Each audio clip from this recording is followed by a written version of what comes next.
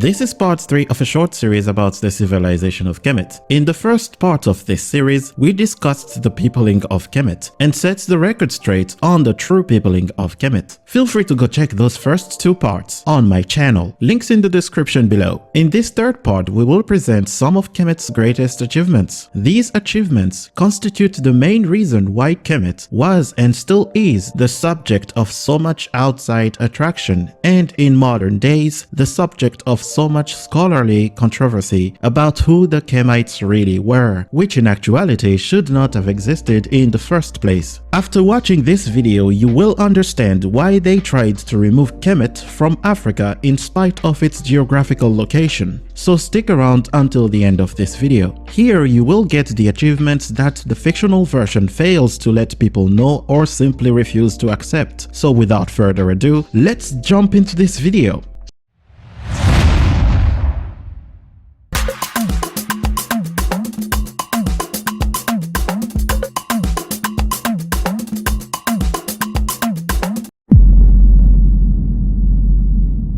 So, Kemet's great achievements. The fictional version's reasons to attempt to remove Kemet from Africa all lie here, in Kemet's greatest achievements. For you see, the imperialist, racist and white supremacist narrative born around the 17 to 1800s rests on the false belief that black Africans are incapable of civilization or sophistication, and that Caucasians achieved everything of consequence in this world. Hence, when the great achievements of Kemet were rediscovered by Europe in the 1800s, European scholars made a U-turn on their consensus that Kemet was black African. That U-turn of European scholars was never based on DNA studies or anthropometric studies, since at the time they made that U-turn, starting with Champollion-Figeac, DNA studies were not around. They had never done any DNA studies in the 1800s. But still, I see this argument a lot in my comment section that the reason they changed their mind on the ethnicity of the Kemites was that they discovered DNA. By DNA, they discovered that they were not black. That's not true. And I have already shown this and proved this in a previous video that you can go check on my channel. In their own words, from Champollion-Figeac to the modern scholars present at the Cairo debate in 1974, the European scholars believed that the Kemites were white even if their skin was black. Don't take this from me, take this from this quote from the debate of the Cairo Symposium 1974, UNESCO report found in the General History of Africa, Volume 2. Outline of the 2 opposing theories in their most extreme forms. This is the theory of the modern scholars supporting a white Egypt. I'm gonna read it to you. The people who lived in ancient Egypt were white even though their pigmentation was dark or even black as early as the pre-dynastic period. Negroes made their appearance only from the 18th dynasty onwards. You have it there. Their own words, not mine. And get this, they did not bring any DNA studies to support their claim there in 1974. The U-turn on Kemet's black ethnicity started around 200 years ago and continued thus well up until the 1970s. They never cited DNA as the reason why they refused to believe that Kemet was black. It was the achievements they discovered that came to destroy their worldview, that changed their mind on the race of the Kemites. As Sheikh Anta Diop stated, and I quote here, "The birth of Egyptology was thus marked by the need to destroy the memory of a Negro Egypt at any cost and in all minds." And I believe they did. But as the saying goes, lies cannot live forever. If you want the evidence for this shift in opinion, watch these 2 videos here. Links in the description again. So, it was inconceivable for many Europeans who believed the white race to be the only one capable of greatness to accept the fact that the black Africans they so looked down upon could have achieved a greater level of civilization than their European ancestors. So even when such imperialist scholars are presented with undeniable evidence to the contrary, they refuse to accept the evidence and use everything they have to discredit the evidence. It was thus that they changed the narrative on Kemet's civilization. A civilization that was once known as Black African became known as White, then Near Eastern, then North African, meaning not Black African, to even aliens. To the modern scholar, these great achievements could be given to anyone but the Black African, even if all the evidence points towards them being the geniuses behind those great achievements. Even aliens are a better fit for some people here, and that's just moronic and sad at the same time if you ask me. You can tell that the old racist ideas are still alive. The old idea of the inferior black man who is incapable of thinking. It is still hard for many to concede that black people could have been capable of this level of sophistication. The old racist idea of the intellectually inferior black African is still sadly very much alive. The saddest thing in all this is that even some black people believe this old lie. Very sad and very tragic. Anyway, that will change. We saw in the last part that black Africans were at the origin of the civilization of Kemet and developed it until the invaders came and destroyed it. We now know this thanks to the overwhelming evidence the ancestors left us, and also the countless scholarly works that have been performed on that region of the continent. So their attempts to remove those achievements from black Africans cannot succeed today in light of the overwhelming evidence. So, what are these achievements that made modern scholars so reluctant to admit that Kemet was black African? Well, I think we're all aware of the grandiose monuments the ancestors left us, right? Monuments such as the Great Pyramids of Giza, still standing today, which are oriented according to certain constellations, are known to all. Several massive temples built with stone that are still standing thousands of years after their construction, which are also astronomically aligned. The Great Temple of Queen Hatshepsut comes to mind here. Actually, it is recognized that Kemet is home to the first cut stone building in this world. This is in Pharaoh Djoser's mortuary temple and the stepped pyramid at Saqqara, designed and constructed by the great engineer and architect Imhotep, the world's first polymath and multi-genius in recorded history. The pharaohs, with their immense wealth, power, and impact on world history, has also fascinated many. The fact that Kemet has monuments that have lasted for almost 5,000 years and stood the test of time is just bewildering, especially to engineers and architects. It speaks to the insane level of engineering in Kemet's civilization. The fact that Kemet invented their own script called the Medu Neter or Medu Neter, which means the words of God, is also another achievement. This script of Medu Neter, known to everyone as hieroglyphs, is among the oldest scripts ever invented in this world, if not the oldest of this world. A script which has been the source for the scripts of Europe, Western Asia, as well as Central Asia. Here, the fictional version would have you believe that Kemet's writing was influenced and introduced by the Mesopotamians. This is, however, an unsupported claim. There is no evidence supporting that idea. The only reason they thought so was because they thought agriculture and cattle herding was introduced to North Africa by Asians. But there is evidence uncovered today that I will link in the description below that supports the independent invention of cattle herding and agriculture in Africa. Scholars today believe that this script of Medu Neter, as well as the Sumerian script of cuneiform, were independently invented, and they have not found evidence that the script was borrowed from anyone, so that idea is unsupported. On this subject of writing, I suggest you watch the video on the history of writing by the YouTube channel Native Lang. I think they did a pretty good job on explaining how writing spread all over the world and how it was independently invented in China, in Mesoamerica, in Africa, and in Asia. And in there, they also show how Kemet gave writing to Europe, Western, and Central Asia. Kemet's unrivaled wealth of ancient artifacts and monuments is also another achievement. This is because most civilizations' monuments tend to disappear with time, but in Kemet, we still find them, and many are still in relatively good shape. The pyramids are the only ones of the 7 wonders of the world that still stand today, thousands of years later. The process of mummification is another known wonder of Kemet, a wonder that fascinated Europe so much, especially doctors. How could one preserve the body so well for so long? So they wondered. That's why Europeans of the 18th century, I believe, thought these mummies had some medicinal benefits. So what did they do with them? They ate mummies. Yes, I'm not kidding here. You can research that. Search mumia. That's just gross, dude. How can you eat people's remains? How can you just eat people's remains? That's gross, and especially remains. Oh no, just people's remains. Don't eat people's remains. And they also made paints out of mummies. How do you explain that? Making paint for portraits out of people's mummies, out of people's remains. How do you explain that? Anyway, we all have our weird practices. Let's move on. These known achievements of Kemet are the reason why they wanna take Kemet away from Africa, especially from Black Africa. Yes, I said known achievements there because those they could not hide, unlike the others that they are hiding right now in big books and exclusive studies and papyri. Just learned how to say papyri. I used to say papyri. Apparently it's papyri. Papyri.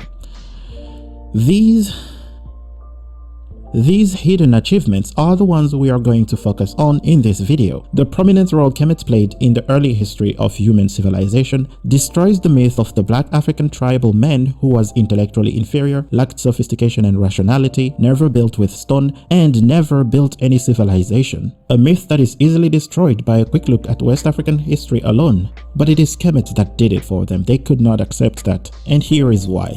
Kemet, I would have you know, has had an obvious influence on early European civilizations such as Greece and Rome, and this made European scholars realize that the black Africans they were looking down upon had a major influence on what they regarded as the pinnacle of ancient Western civilization. You imagine the punch in the belly. What the West regards as the cradle of Western civilization was in fact heavily influenced by Kemet's civilization, a black African civilization, and that their ego could not take. How come the man I have enslaved, the being which I regard as less than a human, is the same one that once civilized me? Hell no, said the egocentric European scholar. this is inadmissible. Champollion Figeac said, even though his ancestors, the Greeks, named the Kemites as their major influence and even gave us a physical description of those same Kemites. They had black skin and woolly hair, said Herodotus. They were black complexioned, said Achilles Statius. The Kemites are generally brown or black complexioned, said Ammianus Marcellinus. Yet the egocentric European scholar would not have it. How could a Negro be just as smart as a sophisticated white man? This is an absurdity of the utmost level. Heresy, said the European scholar. I thought I was superior to this Negro man, he said again. Yeah. A truly humbling experience, right? Which is a fine experience for those who do not have inflated egos, such as the Comte de Volney, who said, just think of this race of black men, today our slave and the object of our scorn, is the very race to which we owe our arts, science, and even the use of speech. Just imagine finally that it is in the midst of peoples who call themselves the greatest friends of liberty and humanity that one has approved the most barbarous slavery and questioned whether black men have the same kind of intelligence as whites. Volney, a man of true integrity and of science, a true objective mind. We owe them our arts, science, and even speech. Volney had read the Greek scholars. He even quoted Herodotus in his book when he went to Egypt.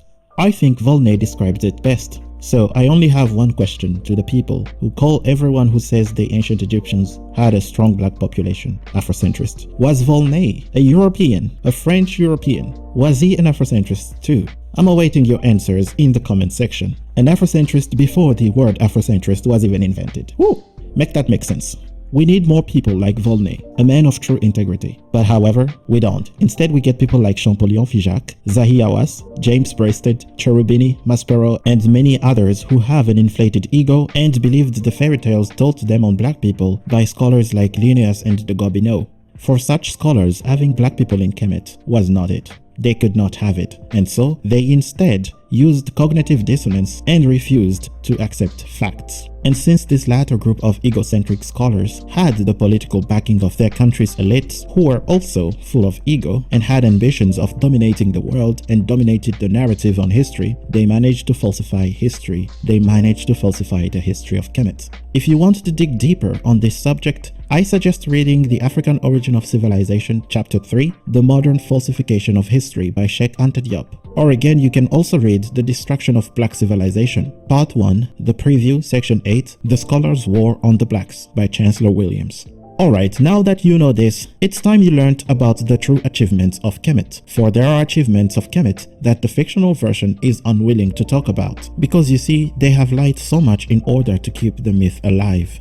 For instance, one of the prominent lies used by the fictional version is the misattribution of Kemet's achievement to another civilization, namely to ancient Greece or to Mesopotamia. These misattributions also show you that deep down they know that Kemet isn't really Eurasian. Otherwise, they would have gladly called it the cradle of their civilization. But they can't, because they know it isn't real. They wouldn't be standing on something real. It would be a lie. That's why they refuse to acknowledge Kemet's major influence on Greece. This is exemplified in books such as Not Out of Africa by Mary Lefkowitz, which is always funny to see to me.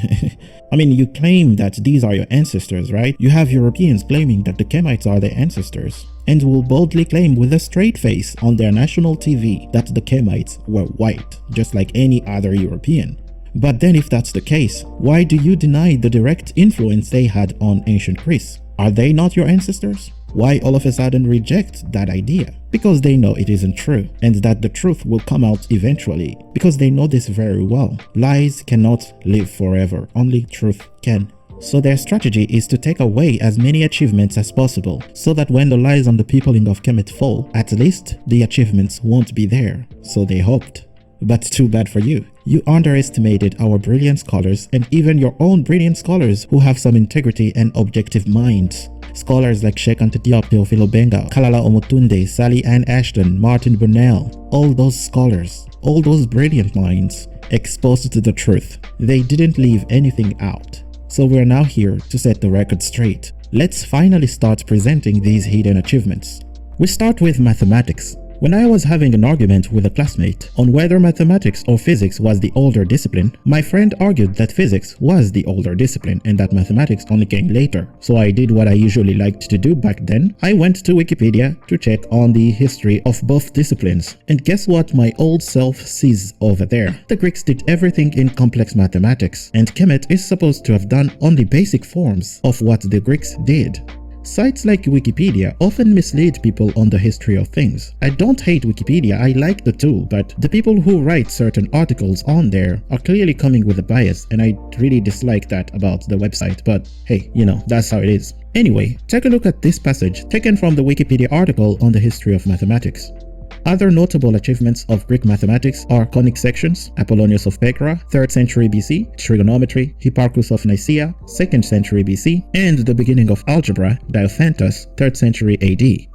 Well, I will have you know that Wikipedia is spreading a bunch of lies, and I will prove it shortly. First, we must know that Apollonius there studied in Kemet. He was born there. His name is Apollonius of Alexandria. Conics did not start with Apollonius. Conics were already known in Kemet more than 1,000 years before he was born. This is evidenced by the ellipse drawn at the temple of Luxor, built under the reign of Ramses III. Wikipedia wants us to believe that the people who built the pyramids only knew basic mathematics and did not know trigonometry and algebra. Man.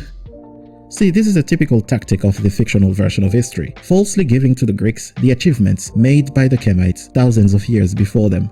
This practice of attributing everything to the ancient Greeks is known as the classical model of history. I am now going to demonstrate to you that Wikipedia is lying about the history of trigonometry, geometry, and algebra. We start with geometry. The oldest records of geometrical formulas are found in Kemet. This is in the Rhind Papyrus and the Papyrus of Moscow. These two are both dated at around 16 to 1800 BC. Both of those papyri state that they are merely transcribing older knowledge. Therefore, we know that the knowledge is much older than the given date, with many scholars assuming that the knowledge existed by 2600 BC. And this makes sense because, you know, the Kemites around that time had already built pyramids that are still standing today. All the so-called discoveries of the ancient Greeks in the field of geometry is nothing more than plagiarism that they took and learned from the Library of Alexandria. Poor old library. It was a crime that they burnt you.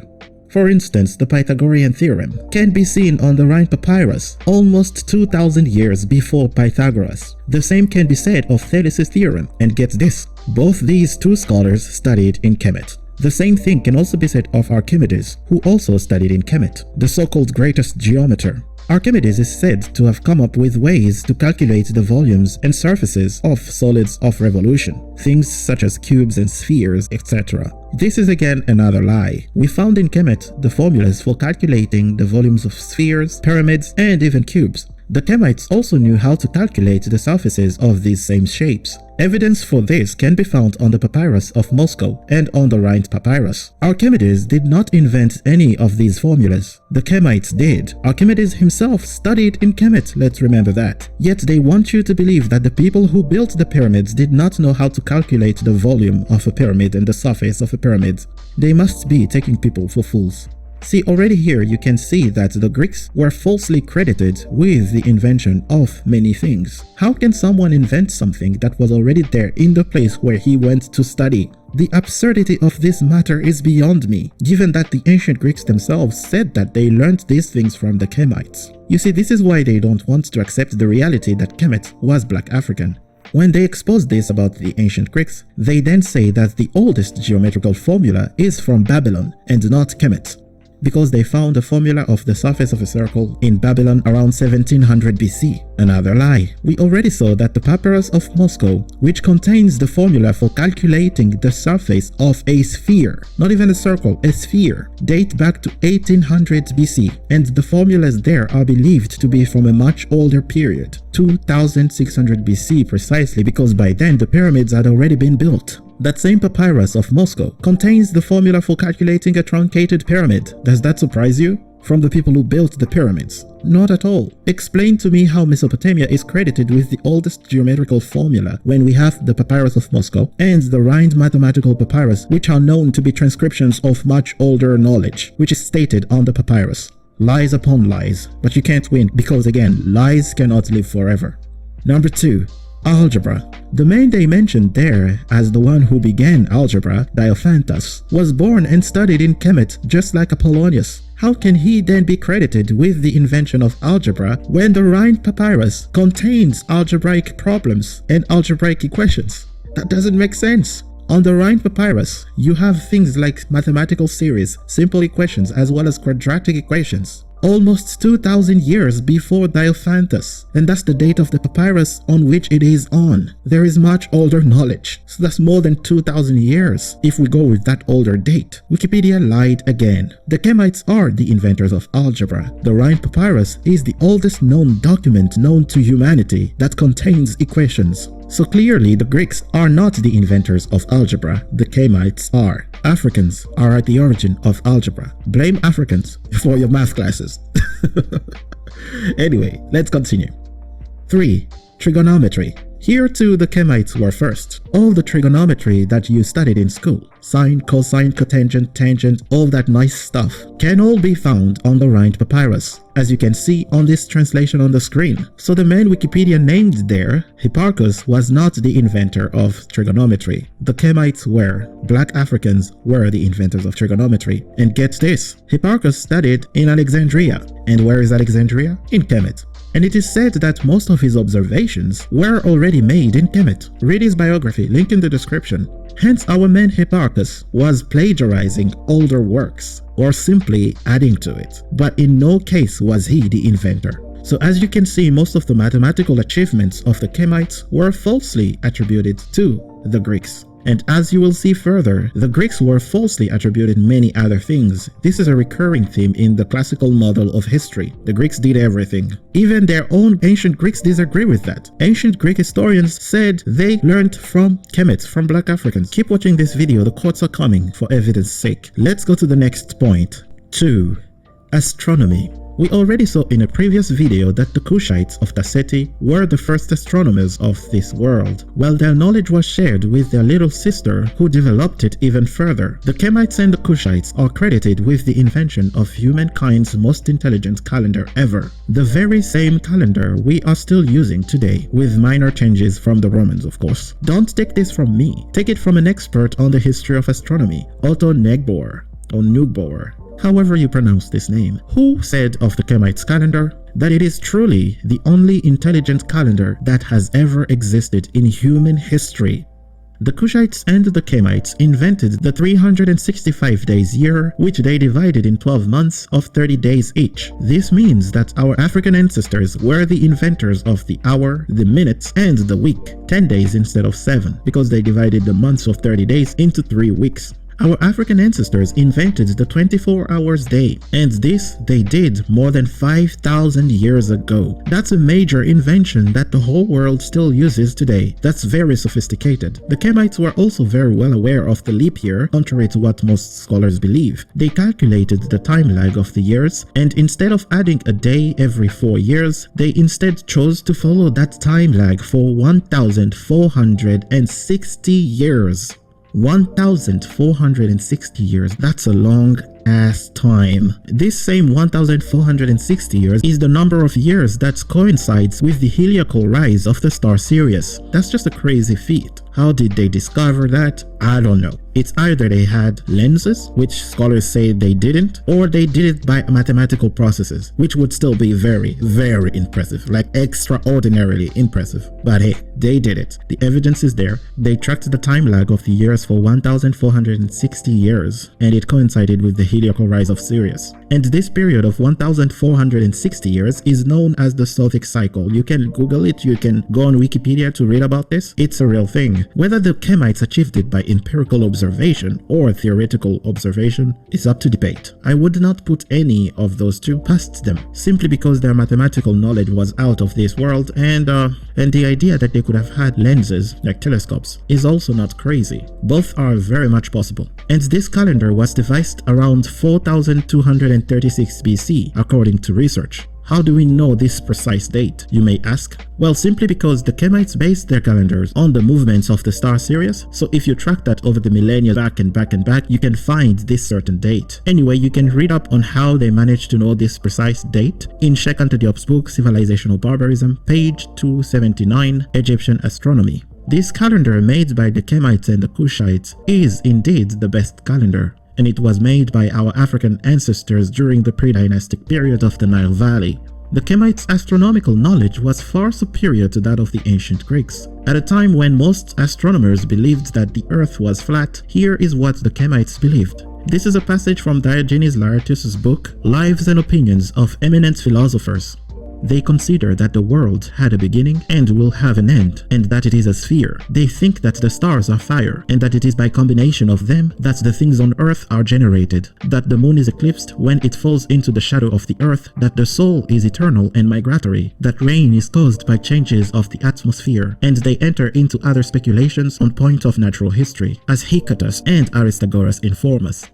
Well, we see here that the Kemites' general beliefs are not very different from what we believe today. They knew that the earth was a sphere. They knew the stars are fire. What does science tell us today? The sun is a ball of fire, and so are the stars. They knew that the moon is eclipsed by the shadow of the earth. All this they knew when everyone believed the earth was flat. The Kemites already knew that the earth will end one day, something that modern astronomers are also telling us. The Kemites also knew that the earth was going around the sun and not the reverse. The Kemites did not believe that the earth was at the center of the universe, as many Europeans believed. Their calendar was based on this knowledge that the earth was revolving around the sun. So they knew this thousands of years ago, thousands of years before there was even any civilization in Europe. The Kemites already knew the earth was a sphere and that it revolved around the sun. And they dare bring up Aristotle as the first one who noticed that the earth was a sphere. Aristotle, who by the way spent 20 years studying in Kemet. And what do his brothers, the ancient Greeks, tell us about the Kemites' general belief? They knew the earth was a sphere. The joke is real, people. The joke is just too real here. They know this information, but they act like, no, they act stupid. Now, we don't know. We just think it's Aristotle who first noticed that the earth was a ball. And they also dare bring up Galileo as the first one who observed that the earth was revolving around the sun. Man, How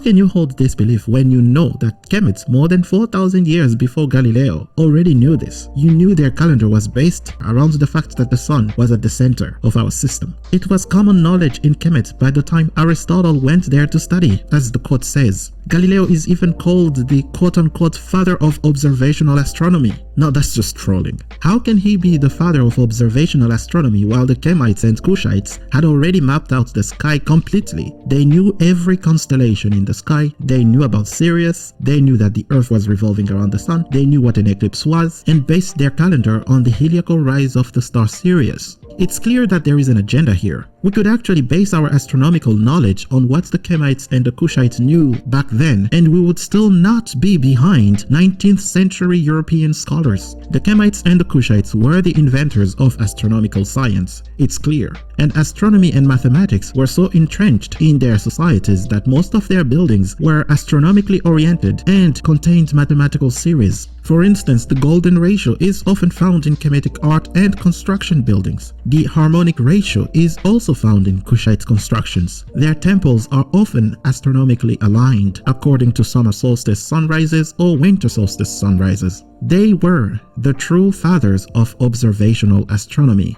not Galileo, and this is backed by evidence. Next point.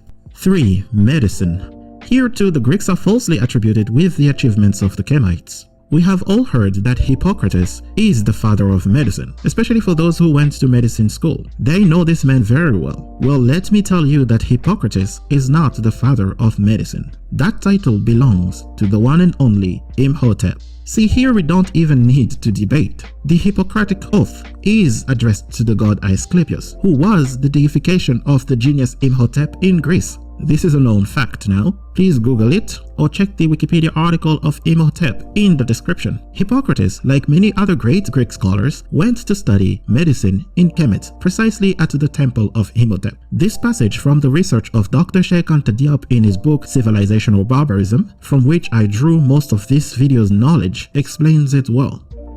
Theophrastus, Dioscorides, and Galen perpetually cite the prescriptions that they received from the Egyptian physicians, or more specifically, as Galen says, that they had learned by consulting the works conserved in the library of the Temple of Imhotep at Memphis, which was still accessible in the 2nd century AD, and where 7 centuries before, Hippocrates, the quote-unquote father of medicine, was taught.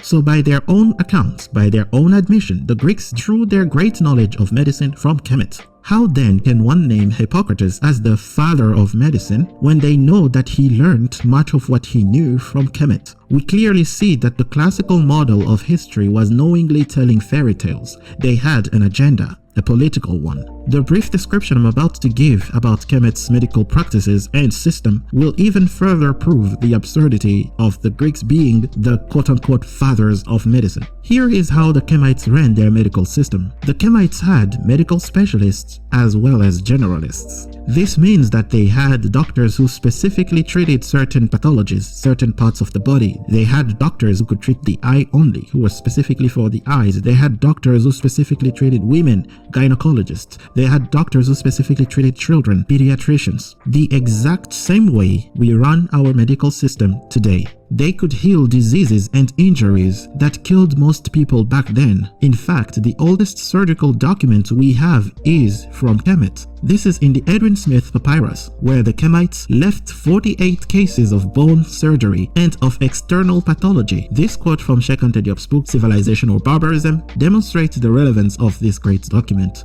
The method indicated by the papyrus for the treatment of the dislocation of the lower jaw was copied by Hippocrates and modern scholars. The clinical observations have great precision and do honor to the surgeons of the ancient empire in 2600 BC, who lived 2000 years before Hippocrates. So clearly the Kemites are the real fathers of medicine, as this article by the University of Manchester also says. You can find this article by the University of Manchester in the description as well. I love that people are setting the record straight and are debunking the lies spread by the classical version of history, which I like to call the fictional version of history because it is a fiction. It is great to see this change. The truth is coming out. Anyway, let's continue. Kemet is also home to the world's oldest prosthetic limb. This is crazy. I don't know if you get this. Someone lost their toe or their foot, and the Kemites had the idea, the knowledge, the technical know-how to replace that limb. Let that sink in. And this was done thousands of years ago, more than 3,000 years ago. Our African ancestors' medicinal knowledge was out of this world. They were way more advanced than anyone. This kind of things really show you that their medicine was way more advanced than what they are willing to admit. Most of the modern surgical tools doctors use today were already in use in Kemet thousands of years ago. As you can see on the screen, they had everything, bisturi, whatever, those little knives, everything was there. The same tools you see surgeons use today. The oldest surgical tools in the world were found again in Kemet. Kemet is the cradle of medicinal science. Imhotep is the father of medicine, the true father of medicine. And if you didn't know, now you know. Next point, 4. Chemistry. The Kemites are also the fathers of chemistry. In fact, the word chemistry itself comes from the word Kemet. Let me explain that. Chemistry comes from alchemy. The word alchemy is derived from the Arab word alchemia, which is itself derived from the ancient Greek word chemia, which they derived from the word Kemet, the place where they learned that science. Kemet is the cradle of chemical science. The Kemites could make drugs, their pharmacology was advanced. They had schools specialized in teaching pharmacology and medicine, as evidenced by this article from PubMed. Century after century, the ancient Egyptians became more and more interested in medical sciences. Temples began to establish medical and pharmaceutical schools. Priests of good and honest character with scientific background were chosen to become teachers and professors in these schools. Another medical and pharmaceutical schools teaching all the scientific courses were the Per Ankh or House of Life. This shows you the level of organization of our African ancestors in Northeast Africa. The Kemites' knowledge in metallurgy was also greater than that of most civilizations of its time. The Kushites and the Kemites already knew iron smelting by 1000 BC, and this knowledge may be from an older period, since the archaeologists found older sites of iron smelting south of the Sahara that date back to 2500 BC. The Kemites also used their chemical knowledge to make perfumes and makeup, as well as various hair products and dyes. Kemet is the cradle of chemical science. Next point, 5. Architecture. The Kemites were the greatest ancient architects. I think we can all agree to that. I mean, just look at these temples. Their magnificence is just incomparable. The Kemetic architect was always into emulating nature. There is something Mr. Imhotep of the YouTube channel Mr. Imhotep said that I really liked. Let me pull up the quote. Africans are builders by nature. It's impossible to construct structures like the pyramids of Egypt or the Great Zimbabwe without a builder's mentality. Our ancestors were able to achieve these feats by observing nature and focusing on themselves. This is why creativity is considered a major aspect of the divine in Kemetic spirituality. Mr. Imhotep. The man is brilliant. I think every African and Afro-descendants should be subscribed to his channel. When one examines closely the constructions of the Kemites, they very quickly realize the very strict mathematical basis found in the constructions, and this is just bewildering from an architectural standpoint. For example, one can find mathematical series in the design of temple columns. The golden ratio can also be found in most major temples in Kemet. The astronomical alignments are also very precise. This shows you how much astronomical knowledge the Kemites had. It's not very surprising to me though, for people who had been practicing the science for literally more than 4,000 years by the time they built the first pyramids. No one can compare with that kind of knowledge. 4,000 years of seniority, that's a lot. Kemetic architecture is beyond comprehension. Many scholars today still do not know how exactly they built the pyramids of Giza. I mean, there are systems of ramps, but they don't know exactly how they could take all those huge stones weighing more than 20 tons each. Here too with architecture, the Greeks took the idea of building with columns from Kemet, and this is another area where Kemet influenced Europe. On to the next point, 6. Philosophy. Here too the Greeks are falsely credited with the ideas they took from Kemet. As we already saw, many Greek philosophers studied in Kemet, from Thales to Pythagoras, Hippocrates and Aristotle. They all went to study in Kemet, all went to get knowledge from the greatest they knew, the Kemites. Yet when we speak of philosophy, the West only sees itself, India and China, completely disregarding the place where their great philosophers learned what they knew. They even tried to make it seem that ancient Greece was this place where everyone loved philosophy, but that was not the case. The ancient Greeks were not fond of these new wise men who went to take manners from another land and try to introduce them to Greece. A great example here is the poor man Socrates. He died for his ideas. He was sentenced to die because he was pushing the youth to question what they knew. Kemet was not like that. Kemite priests were very scientific and philosophical. Many Greek scholars took their philosophical ideas from Kemet, and this the Greeks themselves stated. The ancient Greeks even speak of a Kemetic philosophy. For instance, the pre-Socratic philosopher Anaximander is credited with the creation of the concept of the apeiron, which means something that is boundless, infinite. Well, in Kemet, this concept is present as well in their conceptualization of the beginning of the universe. The Nun, the primordial waters, is an infinite substance whose boundaries cannot be determined, hence infinite. Another example is Plato's theory of the soul. According to Plato's philosophy of the soul is composed of 3 elements: the logos, that is in the head, reason; the themos, that is in the chest, it is your spirit; and the eros, in the stomach, your desire. Well, what do ancient Kemite priests tell us about the soul and the being? They tell us that the being is made up of 3 elements plus an extra one being the shadow. According to Kemite priests, the being is made up of 3 principal elements. These are the Zed or the Ket, this is your flesh, your blood, your bones, the things about you that will decompose after you die. Then we have the Ba, which is your body's soul when you're on earth here, when you're living. Then comes the shadow. The shadow is the union shadow, Carl Jung's idea of the shadow. Then comes the ka, which is the immortal spirit that will become divine. It is clearly a philosophical thought, yet only the Greek ones are called philosophy. As you can see, both pre-Socratic and post-Socratic philosophies can both be found in Kemet, and this prior to Greek civilization by millennia. And here is what Ammianus Marcellinus, an ancient Roman scholar, tells us about where Plato and Pythagoras got their knowledge.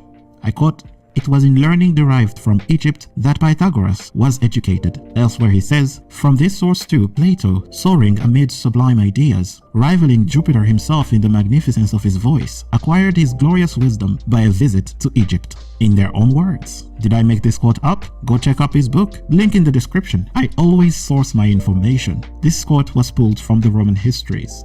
So the ancients, by their own accounts, said that they got their knowledge from ancient Kemet. Now, if you want to know more on this subject of Kemetic philosophy, I suggest you read Sheikhan Diop's book Civilization or Barbarism, page 310, Egyptian Cosmogony. You can also check out the Wikipedia article on ancient Egyptian philosophy. It's also a good read. So check out those two materials for more knowledge on this subject. Now, on to the last point, religion. 7. Religion. Here as well, Kemetic achievements are wrongly given to other peoples. It is often wrongly said that Judaism is at the origin of monotheism. This is a misconception. The first monotheistic religion is from Kush and Kemet. Western scholars misunderstood Kemetic cosmogony or religious concepts. Had they understood African cosmogony, this misunderstanding would have never existed. In Kemet, there is only one God that created all. This was Ra in Kemet, or Amon or Amen in Tasseti, which they later fused to Amen-Ra or Amon-Ra, the god of all creation.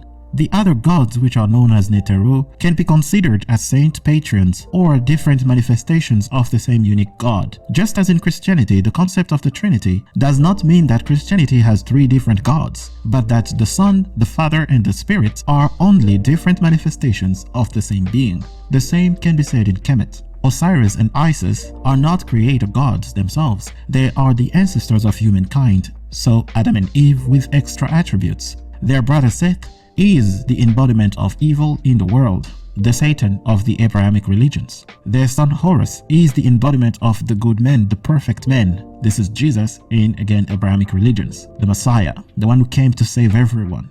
To further prove to you that Kemet's religion was not polytheistic, here is a translation of the Papyrus of Ani, which states, "All hearts melt at the sight of thee, O form, one creator of all things, O one, only maker of things which are. Men came forth from his eyes, the gods sprang into being at the utterance of his mouth." End quote. The one maker of all things that are, meaning he created all things, even the other Neteru. Everything comes from him, the unseen, the one that was not created, the first mover, the mysterious one. All these attributes clearly make him transcendental, which is the main attribute of a monotheistic God. What is the difference with the Abrahamic God, who is also unseen, who is also not created, who is the first mover, who is the mysterious one? There is no difference there. Both Amen or Amen-Ra and God, the Abrahamic God, share the same attributes. Amen-Ra is transcendental. He is the only one true God recognized by the Kemites and the Kushites, not as one of the many. Amen-Ra is all supreme. He is transcendental, therefore monotheistic.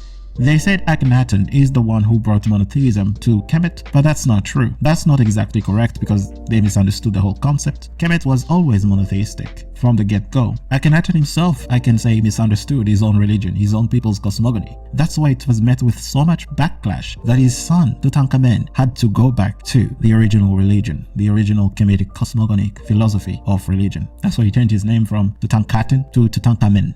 The oldest texts mentioning life after death are also found in Kemet. This means that the Kemites, thousands of years before Judeo-Christian religions, already came up with the concept of the eternal life.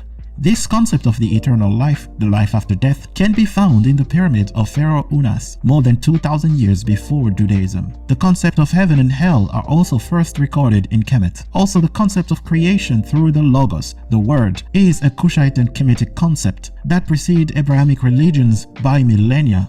Amon-Ra, the only god, created all things at the utterance of his mouth. That's the Logos. That's creation through the power of speech, through the word. Evidently, these concepts that the Abrahamic religions are credited with all came from Kemet.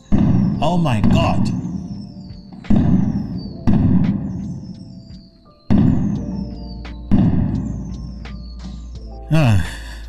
Alright. Evidently, these concepts that the Abrahamic religions are known for and credited with all came from Kemet. That is, the concept of heaven and hell, the eternal life, the transcendent God, the creation through the Logos, were present in Kemet 2,000 years before Moses and 3,000 years before Jesus Christ. And get this, Moses too grew up in Kemet, for those who know the Bible.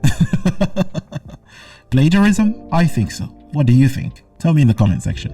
Alright, let's conclude now. Alright, now that you know all these achievements, why should you even care about Kemet and its achievements? I mean, we've spoken about their peopling, their history, and their achievements, but we never stated why these things are important to know and study as an African people. So I will let Sheikh Antediop answer that for you. Here's the quote. Vis-a-vis Black Africa, Egypt has played the same role that the Greco-Latin civilization has played vis-a-vis the West. A European specialist in any domain of the humanities would be ill-advised to construct any scientific work if he cut himself off from the Greco-Latin past. Similarly, the African cultural facts will only find their profound meaning and their coherence only by legitimizing and by systematizing the return to Egypt. In the course of this account, we will see that only the Egyptian facts allow us to find here and there the common denominator of these remnants of thought, a connection between the African cosmogonies in the process of fossilization.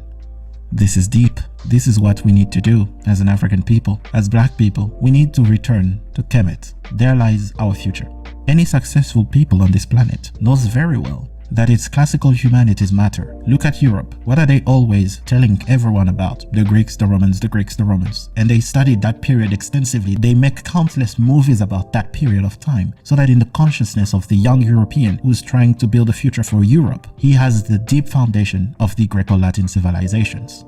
Same when you go to China. They have the foundation of the classical period of China, Imperial China. They study that period extensively. They make countless movies, cartoons, and they always study the texts of that period, teaching it in their schools to children all the time. And for Africans, our classical humanities lie in Kush and Kemet. They are the foundation of all our civilizations. All the civilizations that sprang after them, from West Africa to East Africa to Southern Africa to Central Africa, all sprang from those two. So it is only by studying those two that we will completely understand ourselves and regain our historical identity. And the West knows this very well. They knew this very well when they colonized Africa. That's why they didn't want Africa to know its past, even though they knew the facts. They had the documents. They refused Africa to know its past because they know that the past and knowing about your real ancestry can be a game changer in the way someone sees themselves. You see yourself as an oppressed person, you learn about your history, where you come from, who you are, you stand up and you fight the oppressor. They knew this. This is why they fight so much, but it is useless. Lies cannot live forever. They know by trying to remove historical consciousness from the African people, they will not rise. So we need to focus, learn our history, learn our true history. It is only by doing this that Africa and the African people and Black people all over the world will rise and retake their rightful position.